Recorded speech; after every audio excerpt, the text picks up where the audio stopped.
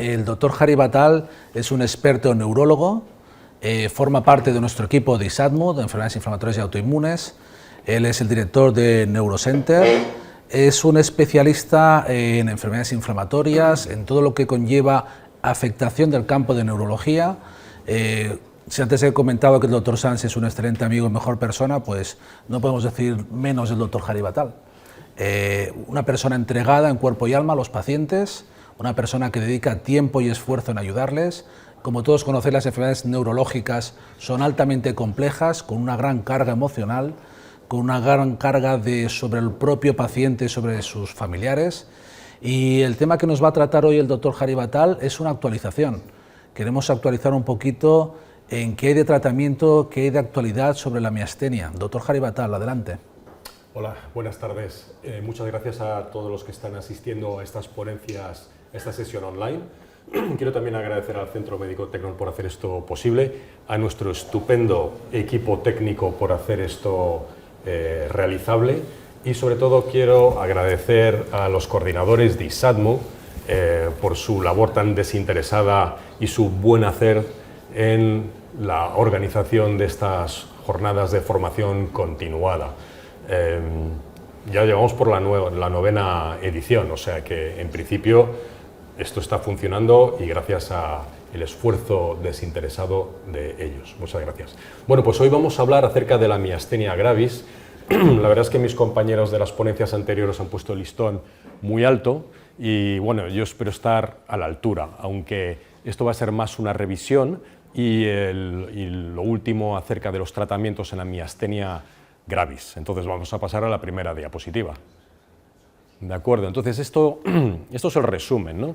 La miastenia gravis, como su nombre indica, clásicamente se reconoce como una enfermedad que produce fatigabilidad o debilidad muscular. Por eso lo de la miastenia, es una astenia de los músculos, de los miocitos.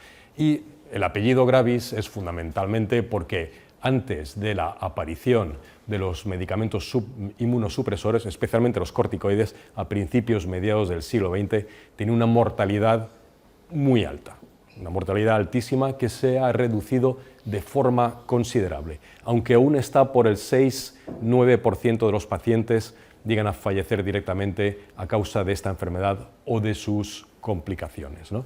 Entonces, básicamente, es lo que estamos hablando aquí, es una enfermedad autoinmune, sobre todo por bloqueo postsináptico de la transmisión neuromuscular, debido a anticuerpos contra los receptores de la acetilcolina, pero también de otras proteínas de la membrana postsináptica, y produce efectos crónicos en esta membrana postsináptica, haciendo cada vez más refractario su tratamiento en casos especiales, ¿no? La incidencia es poca, realmente es una enfermedad, no podemos decir que es una enfermedad rara, pero sí que es una enfermedad poco frecuente, es decir, la prevalencia es de 150 a 250 pacientes por millón de habitantes.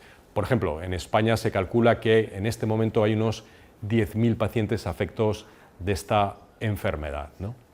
El diagnóstico se basa habitualmente en el cuadro clínico apoyado por test como anticuerpos, test neurofisiológicos y también por pruebas terapéuticas, ¿no? Tenemos que tener en cuenta que la búsqueda de patologías asociadas es un paso importante en la evaluación, porque como sabemos los que nos dedicamos a las enfermedades autoinmunes, que muchas veces hay otras enfermedades autoinmunes concomitantes en el mismo paciente o que estas incluso se imbrican o incluso forman parte de un espectro, ¿de acuerdo? Y el tratamiento se sustenta en 3 pilares que veremos posteriormente, es decir, con fármacos inhibidores de la acetilcolinesterasa, la inmunoterapia y también la intervención quirúrgica, ¿no? Pero antes que nada, vamos a hacer un repaso rápido de lo que es la placa motora. Entonces, a ver si me funciona el cursor. Aquí está, vale. Entonces, tenemos aquí la neurona motora, ¿de acuerdo? Esto es la terminación presináptica. Y aquí tenemos la terminación postsináptica de la célula muscular. Tenemos varias dianas donde actúa el anticuerpo IgG habitualmente que bloquea el receptor de la acetilcolina. Pero también hay otros actores en esta película, que son básicamente el receptor MuSK de la tirosinquinasa y también el RP4, que es la lipoproteína de la proteína P4. Estos están estabilizados por una proteína fabricada por la neurona motora que se llama agrin, que a su vez liga estos dos receptores que a su vez potencian la actuación del receptor de la acetilcolina. Otro actor muy importante es la acetilcolinesterasa, que sobre esto va a actuar los medicamentos, la primera línea de tratamiento que tenemos contra la miastenia gravis. La acetilcolinesterasa es muy importante porque cuando llega el potencial de acción a la membrana presináptica hay una suelta de acetilcolina muy superior a la necesaria, y lo que regula y lo que modula la respuesta muscular es la acetilcolinesterasa, por lo cual, por tanto, es muy importante. Entonces, ¿cuál es la patogénesis inmunitaria? Pues como más o menos en todas las enfermedades autoinmunes existe una falta de regulación de la respuesta inmunitaria, pero aquí la particularidad de la miastenia gravis es que el timo juega un papel fundamental. Y aquí es que, sobre todo, cuando hay un timoma o una hiperplasia tímica, sí que vemos que dentro del espesor hay células mioides, es decir, muy parecidas a los miocitos, que también expresan en su superficie los receptores de la acetilcolina. Estos generan una respuesta de las células B contra la región más inmunogénica y generando estos anticuerpos.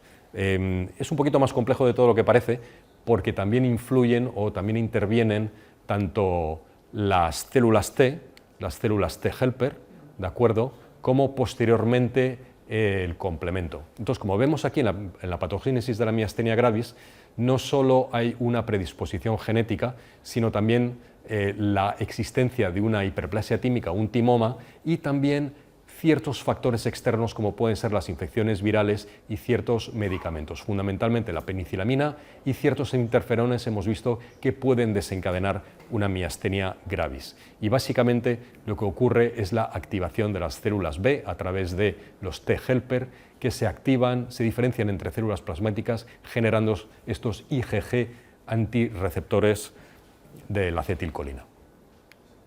Entonces, ¿qué es lo que ocurre en la placa motora? ¿Cómo funciona este ataque? ¿Cuál es la fisiopatología que produce el bloqueo o incluso la destrucción de estos receptores? Pues primero, los anticuerpos pueden bloquear, se pueden unir al receptor, bloqueando su recepción o inhibiendo la apertura de los canales iónicos. También, al unirse a varios, puede hacer un fenómeno que se llama cross-linking, que al final genera una internalización de estos receptores con su posterior destrucción. Esto crónicamente va a producir una deplección de la expresión de estos receptores de la acetilcolina en la membrana postsináptica. Y también se produce una cascada del complemento, mediada por estos anticuerpos, formando complejos de ataque de la membrana, los famosos MAC, y estos a su vez también destruyen los receptores de la acetilcolina. O sea que tenemos básicamente un tridente de ataque. Bueno, como somos médicos nos gusta clasificar las enfermedades. La clasificación nos ayuda a entender mejor la enfermedad, clarifica conceptos y también nos ayuda a acometer el manejo y el tratamiento de las enfermedades. Y por supuesto la miastenia gravis tiene su clasificación. El tipo 1 suele ser la que afecta solamente la musculatura ocular. La tipo 2 es la que consideramos que es la generalizada leve, es decir, hay afectación ocular más afectación leve de otros músculos del cuerpo. La tipo 3 es la moderada, de afectación moderada, y la tipo 4 ya es la severa, es decir, que produce una debilidad intensa y puede coexistir en cualquier grado con los músculos, la afectación de músculos oculares. Y la número 5 es ya lo que llamamos la crisis miasténica, que precisa ventilación y tratamiento con plasmaféresis o inmunoglobulinas, que eso lo veremos un poquito más tarde, ¿de acuerdo? También hay dos subgrupos, ¿de acuerdo? El subgrupo A, con afectación de predominio de músculos en extremidades, o la de tipo B, con afectación predominante de músculos orofaringeos, respiratorios o ambos, ¿de acuerdo? Entonces, ¿cuál es el cuadro clínico de la miastenia gravis? Pues básicamente es una afectación muscular. Y los dos conceptos clínicos más importantes es la debilidad muscular y la fatigabilidad, ¿de acuerdo? Es decir, que fluctúa la afectación muscular, fluctúa la afectación en la fuerza muscular. Sabemos que en la miastenia gravis con anticuerpos antirreceptor de acetilcolina, la edad de inicio tiene un patrón bimodal, temprano, es decir, la afectación de pacientes antes de 50 años, y tardío en después de 50 años. La proporción de afectación de mujeres en la temprana es mayor y la de varones es mayor en la tardía. La afectación exclusivamente ocular ocurre en una cuarta parte de los pacientes y produce síntomas combinados tal como ptosis o diplopia o estrabismo. Entonces, ¿cómo sabemos que es debido a una afectación muscular o una afectación de pares oculomotores? Aquí es muy importante la exploración neurológica de los movimientos oculares, porque lo podemos distinguir perfectamente de un patrón de afectación por pares oculomotores o una afectación más difusa o incongruente que sería la afectación muscular. De todas formas, también es importante hacer el diagnóstico diferencial con afectaciones del tronco cerebral o de la charnela occipito-cervical, ¿de acuerdo? La miastenia gravis también afecta a otros grupos musculares, es decir, puede afectar la musculatura facial con una diplegia facial o también musculatura vulvar con disfagia en diferentes grados o también hipofonía o voz nasal, ¿de acuerdo? También puede afectar la musculatura cervical, afectando sobre todo los músculos flexores del cuello y, por supuesto, la afectación más temida, que es la afectación de los músculos ventilatorios, básicamente el diafragma, los músculos intercostales y también los orofaringios. Básicamente lo que nos encontramos fundamentalmente es con la debilidad proximal en extremidades, aunque también puede producir afectación distal de extremidades, como sabemos, hay clásicamente descrito lo que es la mano miasténica o el pie miasténico. Aquí tenemos una tabla de la exploración que hacemos básicamente en estos pacientes cuando vienen a la consulta. Entonces, como sabemos que una de las características fundamentales es la fatigabilidad, lo que hacemos básicamente es poner los pacientes a prueba. Es decir, producimos agotamiento muscular, es decir, mirada sostenida hacia arriba o abducción de las extremidades superiores, sostenida durante 2 minutos, para observar la fatigabilidad. Igual la elevación sostenida de miembros inferiores en decúbito dorsal o levantarse repetidas veces de la silla sin utilizar los brazos o incluso contar hasta 50. Por ejemplo, para también un método que utilizamos para valorar la afectación de la musculatura ventilatoria es el peak flow, que los pacientes soplen en el aparato de peak flow para ver cómo va descendiendo. El diagnóstico de la miastenia gravis aparte de basarse en la sospecha clínica, debe de haber positividad de uno de los siguientes tests, ya sea los que tenga anticuerpos específicos, que tenga los test neurofisiológicos positivos o que una de las pruebas farmacológicas que detallaré a continuación sea positiva. Uno de los test farmacológicos que utilizamos y que está descrito en todos los libros y que seguramente os acordaréis de cuando en la carrera, cuando estudiasteis neurología, es el test de Tensilón o la prueba de edrofonio, en la que el edrofonio también es un inhibidor de la acetilcolinesterasa de duración muy corta y se administra por vía intravenosa. Habitualmente administramos unos 2 miligramos y vemos si existe mejoría de la ptosis palpebral o de la diplopia. Hay que tener cuidado porque puede producir bradicardia o hipotensión y habitualmente estos pacientes, cuando hacemos el test de Tensilón, deberían de estar monitorizados. Otra prueba que es incluso más fácil de hacer y que se puede hacer a pie de cama es el test del hielo. El hielo o el frío también inhibe la acetilcolinesterasa, entonces aplicando el hielo al músculo más evidentemente afecto, habitualmente utilizamos pues, los músculos palpebrales o los músculos perioculares, vemos al cabo de 30 segundos, 1 minuto, una mejoría. Los test neurofisiológicos son muy importantes y nos ayudan mucho. Podemos utilizar la estimulación repetitiva del nervio, esto se llama jitter, entonces lo que hacemos es que estimulamos repetitivamente el nervio motor y recogemos los potenciales de unidad motora. uno detrás de otro, una frecuencia de entre 5 y 10 hercios. Tenemos que observar una disminución del potencial de la unidad motora en más de un 10% para que el test sea positivo. Existen otros test neurofisiológicos más complejos, que es la electromiografía de fibra única, en la que estimulamos una única fibra, una única placa motora, pero necesita unas agujas y un aparataje especial. Por supuesto, hay que hacer un TAC torácico con contraste, sobre todo para descartar la existencia de timoma o de hiperplasia tímica.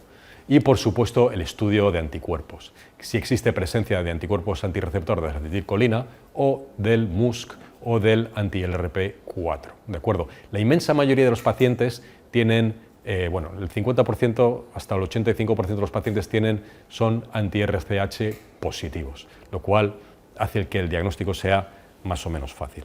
De todas formas, no olvidar nunca hacer el diagnóstico diferencial con otras enfermedades que se le parecen, que afectan a la placa neuromuscular, como puede ser el síndrome de Lambert-Eaton, o también enfermedades que pueden producir sintomatología muy parecida. Por ejemplo, los pacientes que tienen sintomatología vulvar, de disfagia, disfonía, también hay que descartar la posibilidad de que tenga una ELA. Entonces, hay otras pruebas diagnósticas que sería buena idea hacerlas, como puede ser un electromiograma o también una resonancia de cráneo de charnela occipito cervical. El tratamiento. Ahora vamos con el tratamiento, ¿de acuerdo? Los tratamientos, el de primera línea, el más importante son los agentes anticolinesterasa. Luego hablaremos de los tratamientos inmunomoduladores crónicos y de los inmunomoduladores rápidos y también del tratamiento quirúrgico.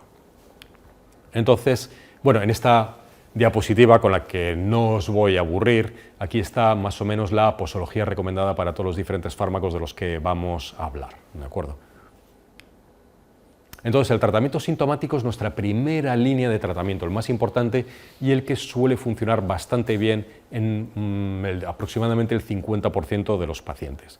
Y el tratamiento de base es la piridostigmina, que es el mestinón, que habitualmente iniciamos con unas dosis de 30 miligramos repartidos unas 3-4 veces al día y vamos subiendo poquito a poquito hasta que tenemos una respuesta adecuada. Es decir, que el paciente tenga o no tenga síntomas o que tenga una mínima afectación de la fatigabilidad muscular, ¿de acuerdo?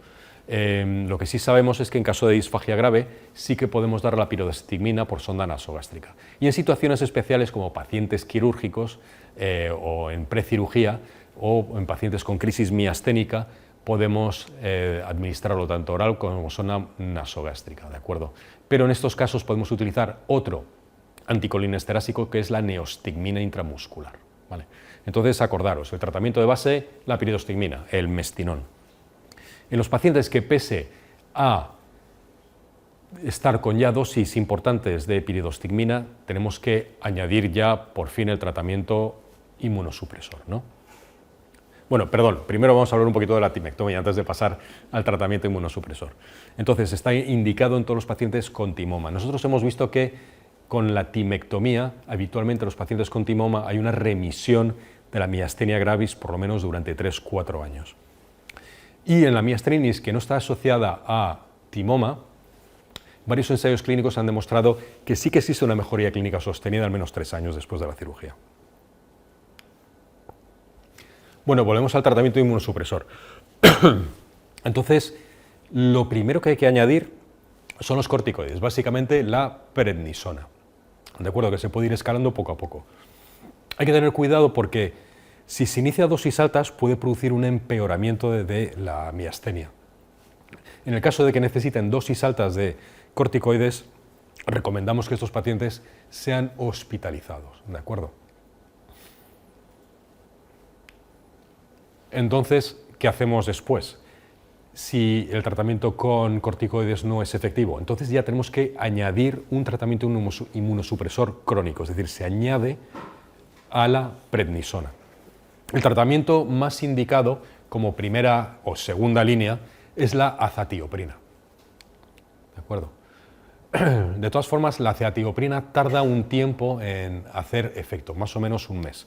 En estos casos, ya sea porque necesitamos un efecto más rápido o por efectos secundarios de la azatioprina, podemos utilizar el micofenolato de mofetilo, ¿de acuerdo? o si no, incluso más rápido, la ciclosporina, una dosis inicial de 50 miligramos 2 veces al día. Si en el caso de que la ciclosporina produce efectos secundarios indeseables, también se puede utilizar el tacrolimus, ¿de acuerdo? Ya que tiene un mecanismo de acción muy similar. Una vez que hemos llegado a ese tercer nivel de tratamiento, si el paciente aún no ha llegado a remisión o sigue teniendo síntomas de fatigabilidad con afectación funcional o de la vida diaria, entonces ya tenemos que pasar a estos nuevos fármacos, como puede ser el efgartigimod alfa, que compite con la unión de la IgG endógena. Aquí hay dos presentaciones del efgartigimod, que es la presentación subcutánea e intravenosa.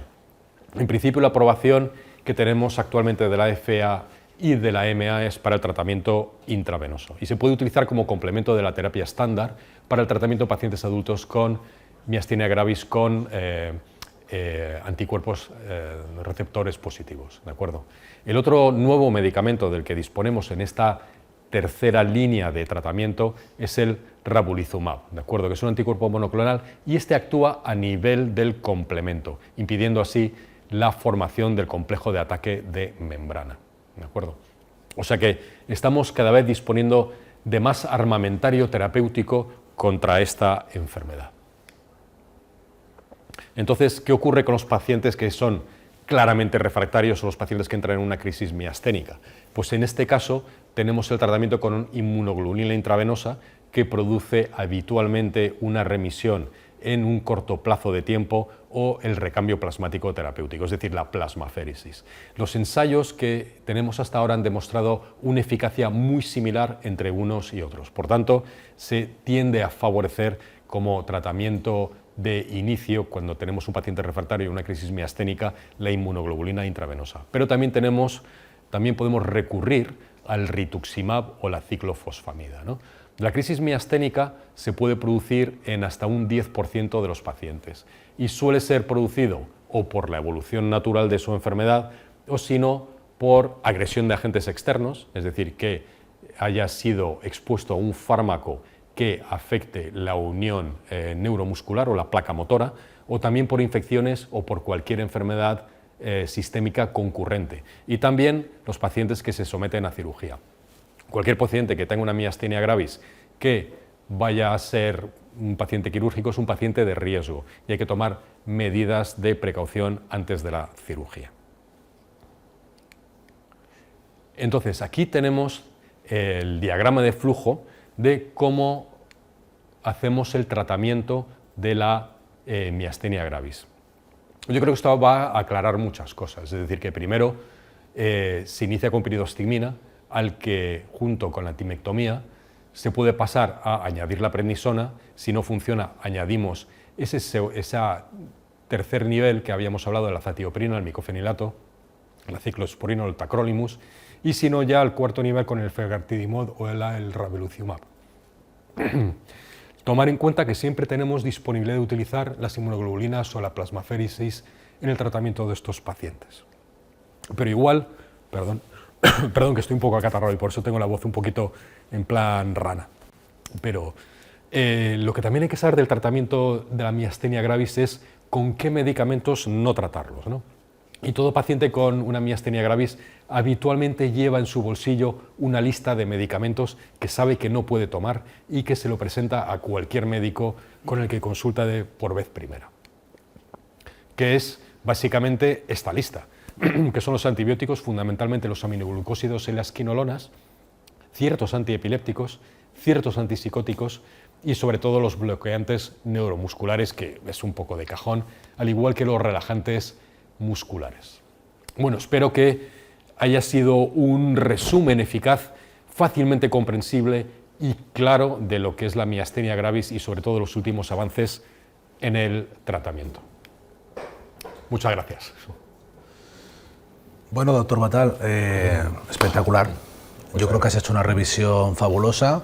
Estábamos ahora chequeando preguntas y realmente de toda la audiencia que tenemos, yo creo que prácticamente se han quedado anodadados porque poca cosa veo. Bueno, yo voy a lanzarte una pregunta, ¿no? ¿En tu práctica clínica se asocian estas miastenias a otras enfermedades autoinmunes o van por una vía diferente? No, como dije al principio, es relativamente frecuente que se asocien a otras enfermedades autoinmunes, fundamentalmente tres, que es las enfermedades autoinmunes que afectan el tiroides, tirotoxicosis, tanto hiper como que producen hiper y hipotiroidismo, el lupus y la artritis reumatoide. Son básicamente esas tres. Y también a veces incluso se asocian a otras enfermedades autoinmunes del sistema nervioso central, como puede ser la neuromielitis óptica de Devic. Pero esa es una enfermedad muy rara, pero sí que ha habido de vez en cuando asociación entre las dos. Pero yo calculo que entre un 20 y 30% de los pacientes sí que asocian varias enfermedades autoinmunes junto con su miastenia.